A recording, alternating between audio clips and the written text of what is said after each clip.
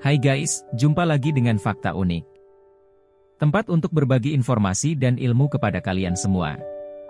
Kali ini kita akan membahas 7 alasan kenapa ada orang yang terlahir dengan suara merdu dan tidak. Yuk, langsung aja ke videonya.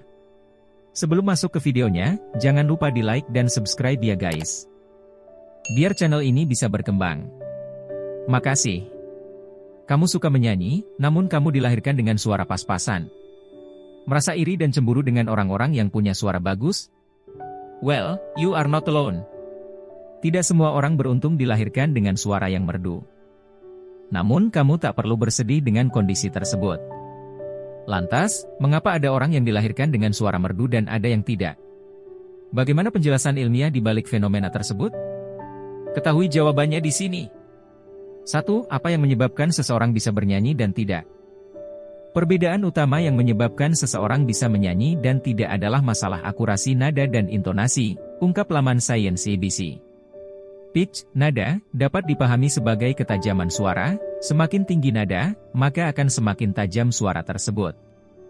Untuk bisa menyanyi dengan baik, kamu harus menguasai beberapa hal berikut, yakni kemampuan untuk menjaga waktu dan tempo dalam musik dan memiliki akurasi nada. Meskipun tak terlahir dengan suara merdu, namun hal ini bisa dilatih. Itulah sebabnya, ada orang yang memiliki suara biasa saja, namun tetap enak didengar. 2. Bagaimana proses pembentukan suara dalam tubuh?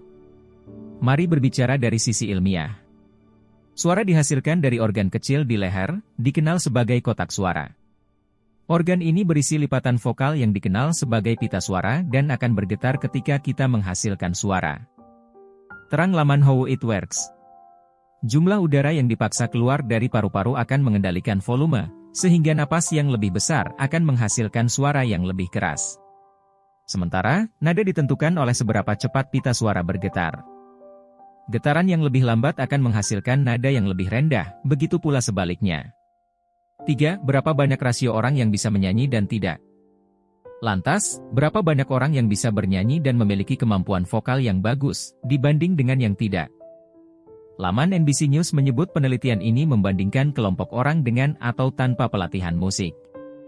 Studi ini menguji keakuratan peserta dalam mencocokkan suara mereka dengan berbagai nada.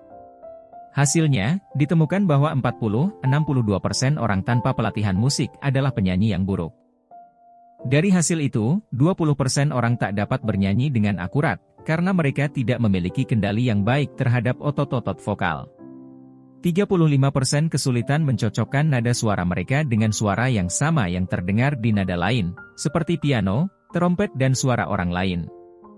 5% sisanya tidak memiliki kemampuan untuk mendengar perbedaan nada atau membedakan antara dua suara yang berbeda. 4. Faktor genetik menyumbang peran penting dalam mewariskan jenis suara. Rupanya, faktor genetik menyumbang peran penting dalam mewariskan jenis suara. Itulah sebabnya, sering kita jumpai orang tua yang bersuara merdu akan menurunkannya pada anak-anaknya.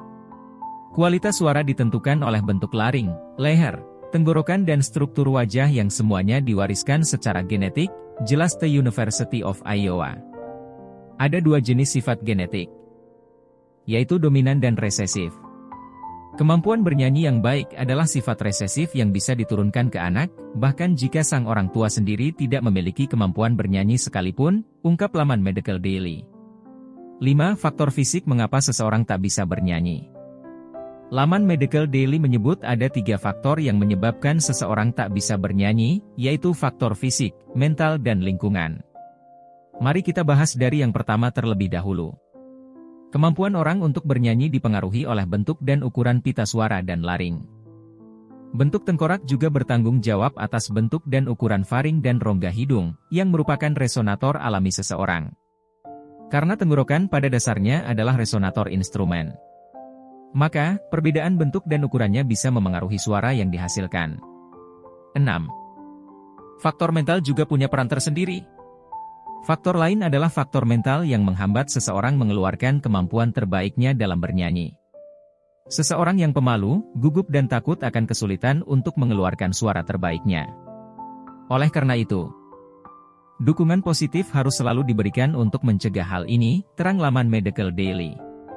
Panik atak saat hendak tampil bernyanyi pun dapat ditandai dengan beberapa gejala, misalnya mual, muntah, berkeringat hingga detak jantung dan napas yang memburu. Sangat disayangkan bila kita terlahir dengan kemampuan vokal yang bagus dan skill yang mumpuni apabila mental kita kurang terasah.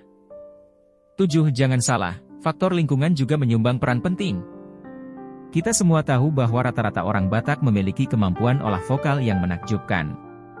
Bahkan, beberapa penyanyi legendaris tanah air memiliki darah keturunan Batak.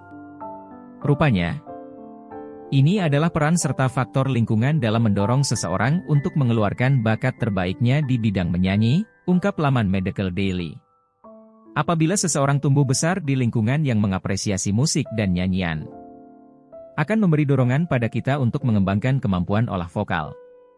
Selain itu, bila kita dibesarkan dalam keluarga yang memiliki talenta musik, tak perlu heran bila kemampuan bermusik dan bernyanyi kita akan menjadi semakin bagus.